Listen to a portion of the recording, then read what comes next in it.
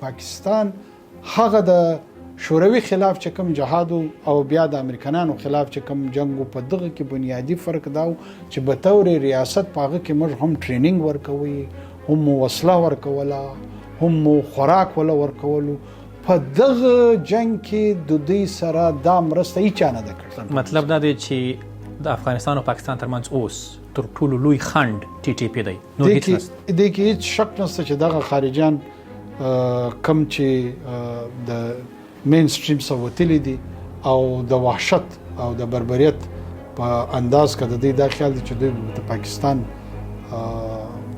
واک تر لاس کې دا ډیره لوی غلط فهمي ده. د افغان کډوالو د ایستلو لړۍ د ستاسو امر وو کنه د پاوڅ خوښه و چې نه باید ووځي؟ زموږ په د شپږ میاشتو کې کومه فیصله چې شوې ده په هغه ګردو کې زموږ اشتراک او زموږ مشترکه پیسې. د پاکستان مخکنی لومړی وزیر محترم انوارالحق کاکړ صاحب ډیره زیاته مننه چې موږ ته وخت راکړ. مرکه له کابل پیلوم. په کابل کې په 15 اگست باندې یو بدلون وسو او هلته پخوانی جمهوریت نظام طالبانو را نسکور کړ. هغه وخت چې دغه پرمختګونه کېده شاید په سیمه کې اسلام آباد یوازینی پلازمینه و چې هغه د پرمختګونو ته خوشبینه و، که خوشاله نه و خوشبینه و ورته، او دا څنګهرل کېده چې ګواکې اوس په له کابل سره اړیکې ډېرې شي، خو هغه سی ونسو. اوس حالات ډېر سم نه معلومیږي. اوس مهال اړیکې څنګه ګوري؟ د طالب واکمنو سره اړیکې څنګه دي؟ ډېره مننه کور ودان. دې کې څه شک نشته چې 2-3 کاله مخکې چې دا بدلون کوم په افغانستان د نن راته پاکستان کې هم یو تقسیم و، یو ځینې کسان د ته ډېر په مثبت انداز کتل او ځینې کسان هغه وخت هم په ډېر منفي انداز و دغه بدلون ته کتل، او بلکې دا تورونه په پاکستان او د پاکستان پر ریاستي ادارو لګو چې د طالب په حق کې کدا بدلون را روان دي. نو په دې کې د پاکستان ډېر لوی برخه ده، د پاکستان ډېر لوی لاس دی. زما خپل دا خیال دی دا 20 کاله کوم چې غرب او په کم انداز څونه پیسې د 2 تریلیون امریکایي ډالر او د ګرد دنیا دلته غونډه دا د دې باوجود د افغانستان د نن یو دارنګه طبقه وا، کاغه د کرزی صاحب په صورت کې وا، کاغه د نور اشرف غنی صاحب په صورت کې یا د نور انسانانو د غرنګ په ولایتو په دغه کې هم خلګي وو. دا تجربه ناکامه چې کومه دا صرف او صرف د پاکستان یا د پاکستان د ادارو د حمایت له وجې نه. په دې کې د افغانستان پیپر په نامه باندې په واشنگټن پوسټ کې یو سلسله چاپ شوې ده. نو کوم د تاریخ طالب علم دی هغه د پکار دی له دې ضرور استفاده وکړي. دا 2 تریلیون ډالر او 20 کاله د ټولي دنیا زیا وسو. اړیکې اوس څنګه دي؟ لکه اوس مهال ښې دي، بدې دي، ډېرې خرابې دي؟ زما خپل اندازه اوس د باندې څه ګورم چې کله هم دا خارجي ګوند چې د ټي ټي پی په نامه دی او دوی هلته پاته کېږي او له هغه ځایه راځي، او ځینې زموږ په خپل وطن کې په پاکستان کې هم پراته دي، داسې نه دي چې بالکل نشته، ظاهره دی. څنګه چې دا په خوا به خلکو دا مجلسونه کول، خو د هغوی مین لیډرشپ هم هلته دی په افغانستان کې پروت دی، او څه کم کسان چې دا بریتونه کوي دا زموږ په خوا پاکستانیان دي، مردانه په هغې کې څه افغانان هم شته، خو دا یو میکس دی. څه وخت پورې چې د ټرریزم په شکل کې د دهشتګردۍ په شکل کې دا زموږ د قانون ادارو ته، فوج ته، پولیس ته، عام ولس ته نقصان ورکوي، نو دا به یو ډېر لوی obstacle چې کوم ته په انګریزي کې وایي هغه به زموږ او د افغانستان د تعلق په منځ کې وي.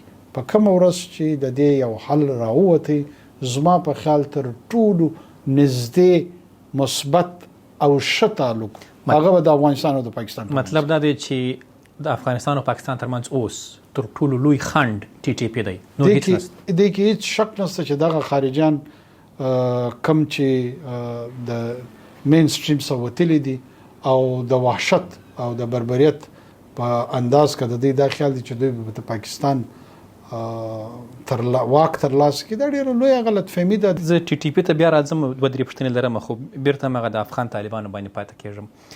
ځینې پاکستاني چارواکي طالبانو حکومت ته دا وایي چې ګواکې موږ مرسته در سره کړې وه په تېر 20 کلن جګړه کې، یا موږ ښه در سره کړي وه، نو ځکه اوس باید له موږ سره هم وای ښه وسي. پوښتنه مې له تاسو دا ده چې دغه پاکستاني چارواکو یا د پاکستان ځینو ادارو که له طالبانو سره ښه کړي وو، په کوم څنګه ښه یې ورسره کړي وو؟ څنګه؟ ګوره د پاکستان د ټرریزم په برخه د دنیا ملګری وو، په ښکاره یې ملګری وو، او په هغه ملګرتیا کې دوی د هغه قوت په ضد کې خپل جدوجهد کوي، او د هغه جدوجهد کې دوی دلته د پاکستان په مځکه باندې چې کوم دغه 50 لکه افغانان بیا ذکر کوم د مهاجرت په حیثیت کې وو، په دغو کې د دغو خلکو اړیکې وي، په دې هم پاکستان په هم دنیا په وه. داسې نه دی چې دا داسې پټه یو عمل او ډېر په داسې انداز کېدو چې په هغه صرف پاکستان او د طالبانو خلک خبرو، ټوله دنیا نه خبره. دا 50 لکه انسانان له 1979 پوسټ دلته اوسېدل، دغه ګردي دنیا دلته سپورټول، دلته خوراک ورکوي، دلته ټریننګ ورکوي. پاکستان هغه د شوروي خلاف چې کوم جهاد او بیا د امریکایانو خلاف چې کوم جنگ په دغه کې بنیادی فرق دا چې به تور ریاست پاغه کې موږ هم ټریننګ ورکوي، هم وسله ورکوله، هم خوراک ولا ورکولو. په دغه جنگ کې د دوی سره دا مرسته هیچا نه ده کړې. څوک دی ثابت کی په ما باندې چې پاکستان کې د نیټو د امریکا خلاف چې طالب کله جنگیده، نو په کوچلاخ کې یو ټریننګ سنټر او پلانکای براتلی ټکان بیا لته کول، ل موټرسایکل برا غرزیدي په غربه خطې هر کې وسیدل خو لکه 50 لکه انسانان اوسېدل. زه بیا د هغه نقطې وضاحت وکم. په هغه 50 لکه کې په موږ دا تور ولې څوک نه لګي چې د اشرف غنی او د کرزي صاحب مایتیان ولې ته دلته وسول، هغه هم دلته اوسېدل. دا زموږ کار نه و چې افغانانو باندې توپک نیول چې لکه ته د مولا عمر اخوند سره ملګری سو، ته د اشرف صاحب سره ملګری. دا د دې خپل کار و، دا د دې خپل فیصله و. کله چې تاسو لومړی وزیر سوی، ډېر پښتانه دې ته خوشاله ول چې ستاسو د قبیلې نوم له تاسو سره و، کاکړ پښتون دی راغله. خو ستاسو لومړی ګام چې ستاسو په حکومت کې اوس هغه د افغان کډوالو د شړلو لړۍ پیل سوه. پوښتنه مې دا ده چې دغه د افغان کډوالو د ایستلو لړۍ دا ستاسو امر و که نه د پوځ خوښه وه چې نه باید ووځي؟ زموږ په دا 6 میاشتو کې کومه فیصله چې شوې ده په هغه ګردو کې زموږ اشتراک او زموږ مشترکه فیصلې وي. زه په هغه انسانانو کې نه یم چې په حکومت کې وم نو یو خبره کوم، له حکومت بهر بیا بل خبره کوم. که دا صرف د پوج فیصله او زموږ په دغه اشتراکیت کې له دوی سره ملګری نه وو، نو بیا څه دپاره ناستو؟ مطلب ګډه بیا به نو ما هم په کارو دغه حیا او غیرت مکړه وي د کاکړ د پښتانه په نامه. هغه ټیم جن راوتله، زه هغه ټیم هم اونرشپ ما ورکړی دی، زینن هم ورکوم. که څوک ما ته بد وي که شوی هغه د خلکو مسله ده. ولې دا خبره مشکل دا پښتنه زه کوم چې ولې لکه ستا په حکومت کې ولې وسو؟ زموږ په حکومت دا په کارو چې ډېر په خاصي و، دا ډېر ناوخته وسوه. یو خو دیته د افغان او د غیر افغان، د پښتون او د غیر پښتون په نظر کتل سو دا مسله لږ بلرډ سو. داسې سو چې د هغې هغه سم تصور نشکاري. زموږ خیال دا دی او نن هم دی چې د پاکستان بارډر مینجمنت کې تر ټولو لوی چیلنج له دغه افغانستان له خوا مشترا روان دي. که دلته به مثال ازبک ودا خواته وي مزار د کندهار په ځای او کندهار د مزار په ځای وي، نو د پښتانه چیلنج به نه وي، بیا به تا ماتول د ازبک تاول پسې اخیستې دي. که د پنجشیر د جلال آباد په ځای او جلال آباد د پنجشیر په ځای تا به ماتول چې د تاجک مول پسې اخیستې. دا چونکې د جغرافیا په دغه ځای کې پښتانه پراته نو د پښتون سوال راپورته شوی دی. پښتون په 2 ریاستونو کې تقسیم دی او دا 2 جدید ریاستونه چې دي هغه به خپل جدید تقاضې لري. زه یو نه 1500 دارنګ افغانان پزنم چې په پاکستان کې له 10 کاله 40 کاله 50 کاله ژوند کوي. کله پولیس نیولي هغه 15,000 روپۍ ځینې اخی تنګول ورسره کوي زلالت ورسره کوي او دارنګه غیر انساني رویه چې کم د انسانانو سره ناروا ده نو بیا که زه یو داسې قدم اخم چې کم د هغه خلکو په ګټه کې دي او د پاکستان په ګټه کې دي یو شور شروع شي د بدو د ردو د شکنځلو د هر قسم کم ورځ چې قانون او قاعده طی شوله چې موږ به د تګ او راتګ څنګه کوو یو قاعده هره قاعده موږ د ون ډاکومنټ رژیم نوم ولا ورکو زه دا وایم چې یو قاعده باندې موږ هم ومنله دوی هم تسلیم کړل دا پولیس والا طالبانو د سرو منله ده زه وایم که موږ هغه سټیج ته راورسېږو نو دغه د 50 لکه چې دلته کم ژوند تیروي د دوی به هم یو د قانون په نظر کې یو حیثیت هغه پولیس والا چې دته په د اسپکه او رډه ګوري دا به هم نوي د خپل حیثیت په دغه وطن کې جوړي په خپل وطن کې خدای د وطن دی او زما سره به هم ډیټا اویلیبل چې آیا د دلته تعلیم کوي کاروبار کوي جنگ کوي فساد کوي خو په دې کاکړ صاحب چې بیا کله ستاسو حکومت ختمیږي نوی حکومت راځي اوس هغه اول ستاسو په حکومت کې خبره کېده چې ور به لومړی پړاو وي بیا به دوم پړاو وي بیا به درېیمه مرحله وي اوس څوکه سوه بیرته هغسې عملیات یا هغسې شړل نسته لکه چې ستاسو په حکومت کې وه پوښتنه مې دا ده چې آیا هغه وخت تاسو د طالبانو په حکومت باندې د فشار په توګه دا وکاراوه که نه همغه کیسه ده چې ته یې کوې زه خو په خپله زموږ چې څونه مجلسونه سوي دي په هغه مجلسو کې موږ خپل د بارډر مینجمنټ په حواله دا فیصله کړې د هغې په نتیجه کې فشار پیدا کېږي نه پیدا کېږي دا په اثراتو کې کېدی شي خو بیا اوس ولې دا په اثراتو کې کېدی شي هدف نو او ځینې وخت ستا هدف نه خو د یو شي اثر پیدا شي موږ په خپل حق له دا فیصله په دغه کړې وه او په دې کې هره خواته مشاورت هم سوی او موږ دغه نتیجې ته رارسېدلي وو چې دغه رنګه که موږ د تسلسل سره په دغه پالیسۍ دغه سو نو هغه خواته به هم میسج کلیر سي زموږ په خوا به هم کلیر سي دا شی به څوکه خپل ځای ته راسي که اوس حکومت لږ هغه څوکه کړی دی یا هغه رنګه دغه نه دی په مخ کړی د هغې جواب خو د نن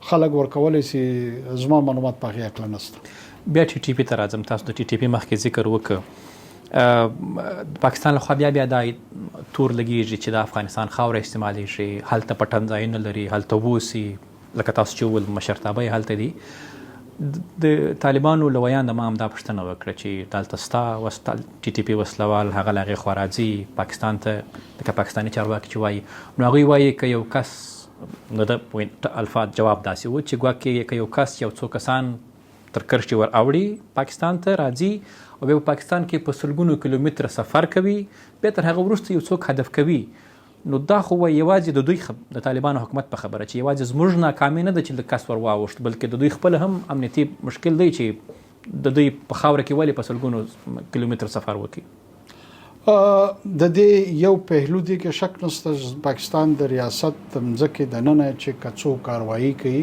مثال د بارډر سواخې تر بنو پورې راځي یا وزیرستان پورې لکه د شانګلې پیښه پاکستاني چارواکي وایي چې ټي ټي پي وکړه که نه وایي چې په بولدک باندې راغلی و په چمن باندې بیا داسې کوټ و د دې یو اړخ به د دننه یا اندروني یقینا ستا او په هغې د پاکستان د خپل ریاستي ادارو هم نظر دی او هم په هغې خپل یو پلان لري د دې کتن مطلب دا نه دی چې کوم د باندې تړون له دغه ټول عمل سره دی دا سفر اول قدم له بولدکه شروع شوی دی اول قدم هم اهمیت لري بیا ورسره تر شانګلې رسیدل پورې چې که چا دا نه دی نیولی د هغې هم خپل اهمیت شته زه خپل کار په خپله نور بهتره کوم خو دا مرسته له هغه غواړم چې له بولدکه اول قدم هم باید نه واخیستل شي که زه صرف دا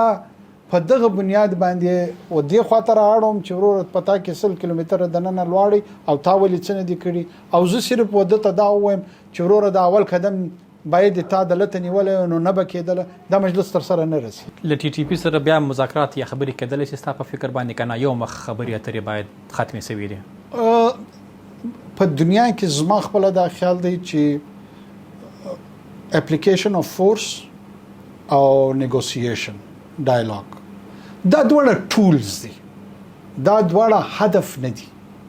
خلکو له دې هدف جوړ کړی دی چې باید یا جنگ وسی یا باید مجلس وسی. هدف دا دی چې ستا په وطن کې امنیت راشي.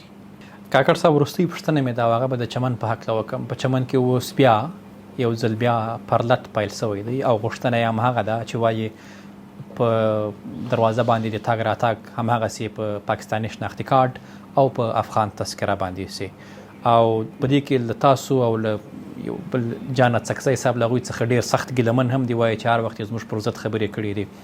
ستاسو به په دې باندې به مو جواب څه وي؟ ګوره زه بیا عرض درته کوم د چمن خلک هم زموږ خلک دي، زموږ وروڼه دي، ځینې مسایل به خود به هغوی ته وي.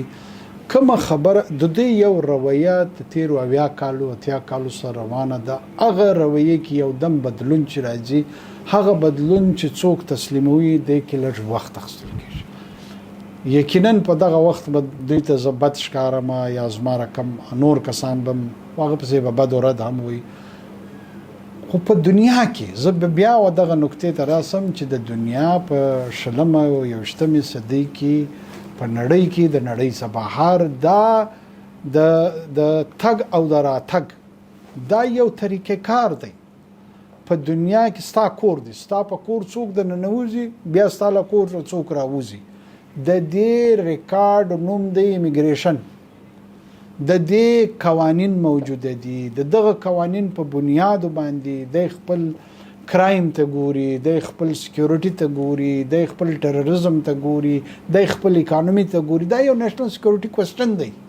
دا ترا ساده مجلس نه دی چې د چمن والا ماته تذکره راکړه، ماته شناخت کارت او خامخا به ستا شهم راکړي، ستا بد به م راکړي، څنګه یې نه راکړي، په احتجاج کوم. بېشکه احتجاج د دوی حق دی، خو دې خبرې ته به دوی غوږ دي. مطلب دا به همداسې وي، په دې کې بدلون نشي راتللی. زه نه یم په خبر، دا زما رای ده. ما خپل رای ورکړ. ولې اوس په حکومت کې څوک فیصله کوي، سبا ورځ ته د هغوی فیصلې په کوم په هغه کې څه بدلون راشي، زه هغه متعلق علم نه لرم.